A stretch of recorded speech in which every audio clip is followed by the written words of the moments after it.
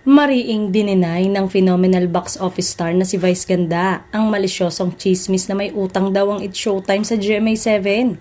Eto raw ang dahilan kung bakit hindi na umano i-renew ang kontrata ng naturang noon time show sa Kapamilya Network sa darating na 2025.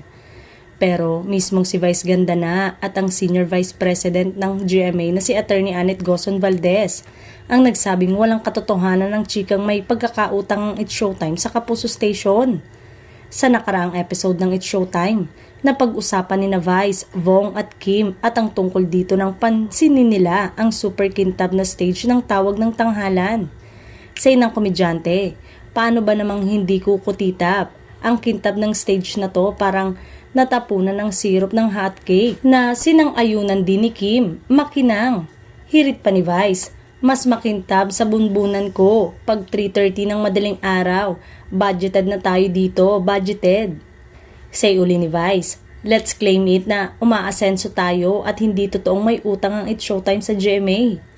Kasunod nito, pinasalamatan ni Vice si Annette. Bongga talaga to si Miss Annette. I love you, Miss Annette. Huwag kayong mag-alala. May pamasko si Miss Annette. Wala namang binanggit ang komedyante kung anong tinutukoy niyang Christmas gift para sa kanila ng GMA Executive. Nagpasalamat naman si Kim sa sinabi ni Vice Ganda.